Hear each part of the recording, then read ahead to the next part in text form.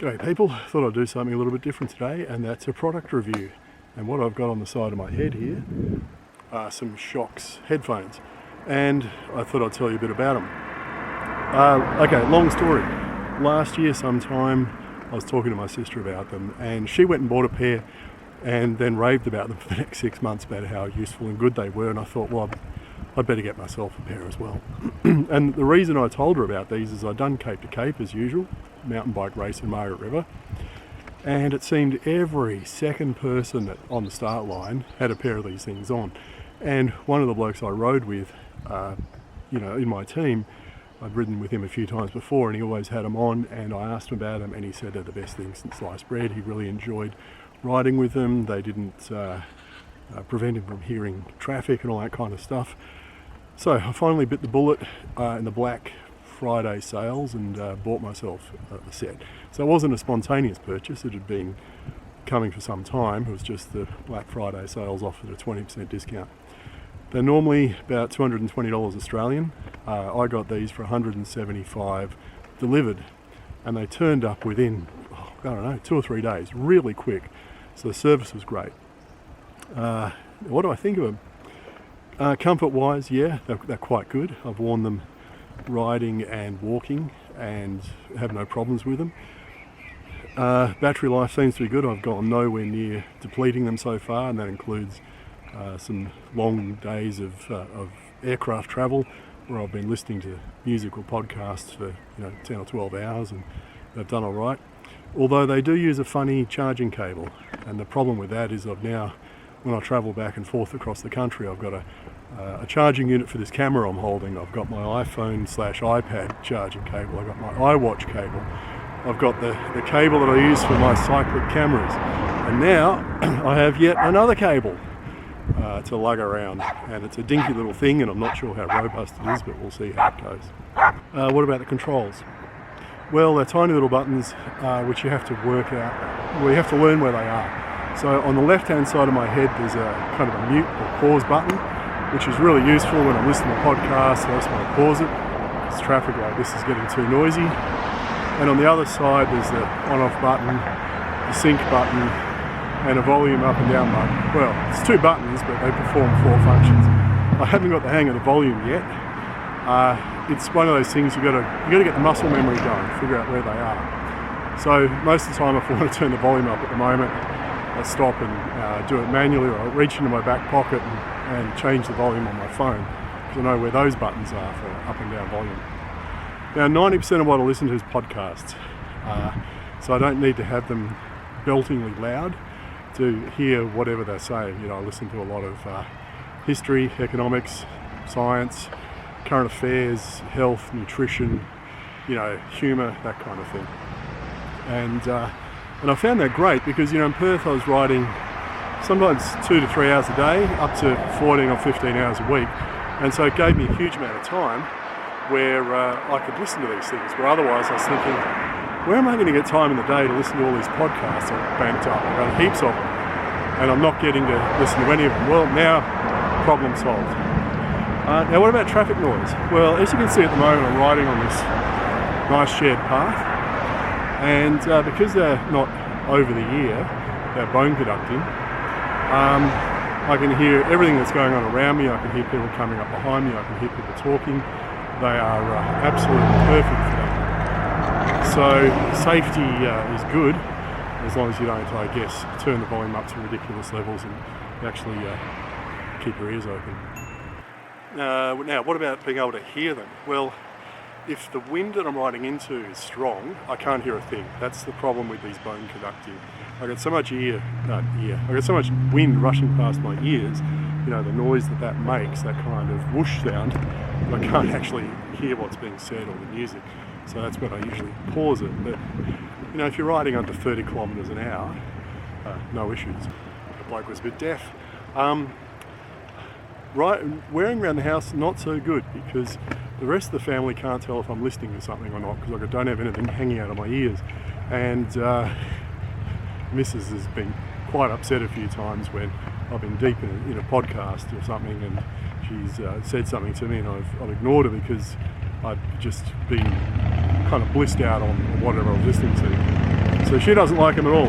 Other thing is they're really not much good for listening to stuff lying on the couch or lying in bed, because the strap goes around the back of your head and it's not terribly flexible. It kind of digs in. So that's where traditional headphones are good. The other thing I discovered the other day when we went for a long drive is they're useless in the car if the driver is listening to god-awful music that you want to block out.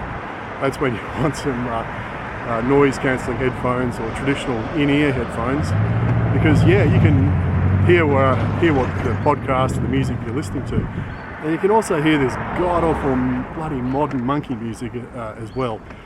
You know, that's how useful they are for allowing in external sounds.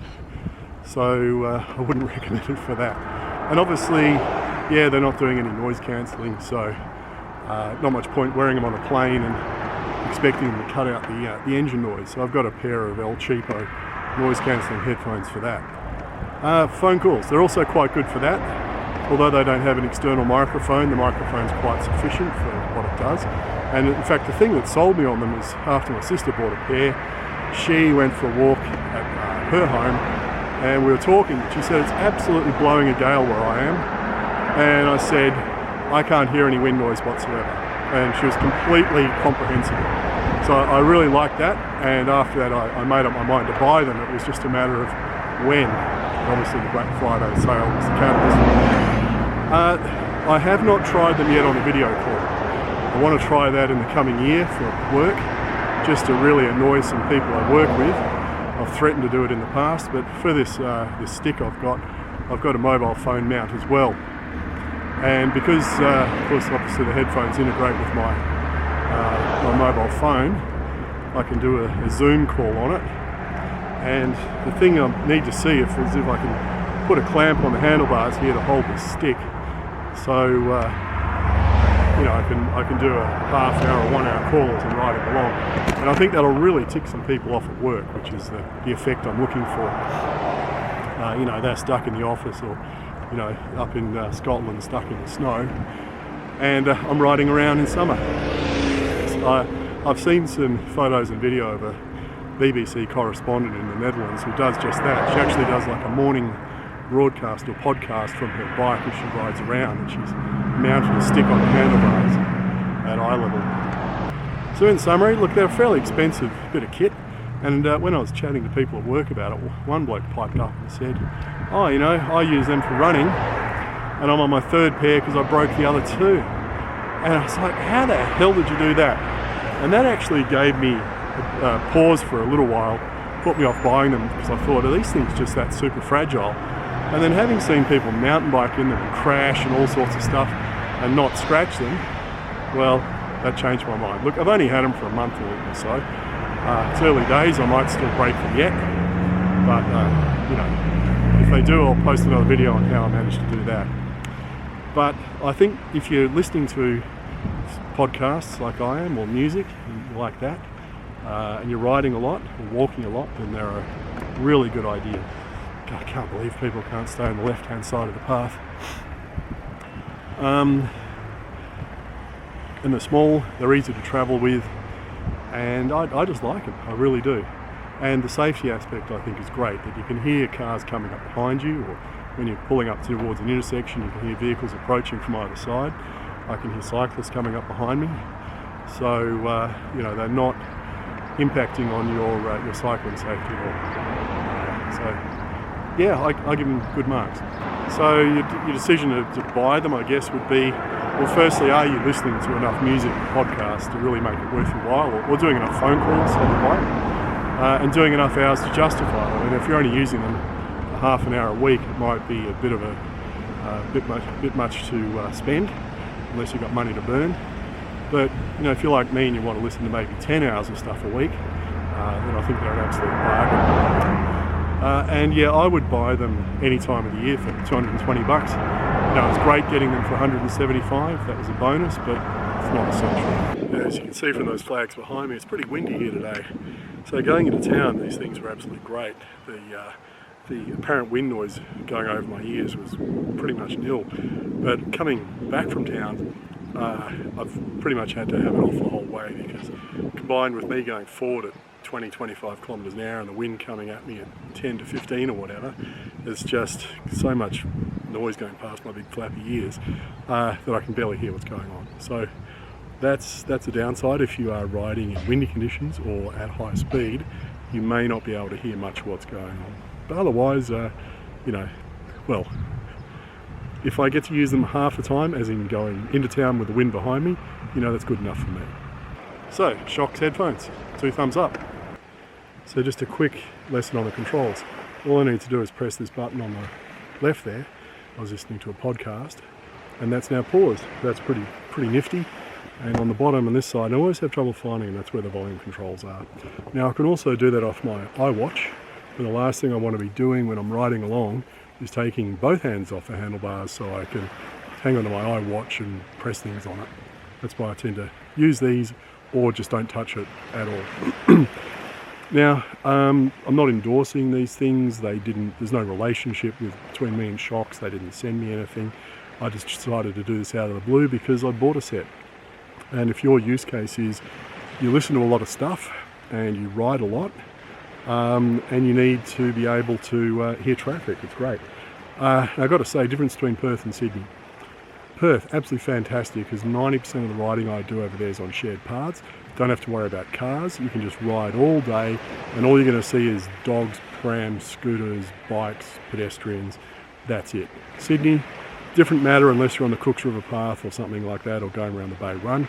If you're mixing it up with traffic, there'd certainly be times when I'd be hitting this pause button so I could hear everything that's going on around me, or simply that the traffic noise would be so great because it's just so much of it that I wouldn't be able to hear what's going on even if I had it on flat out.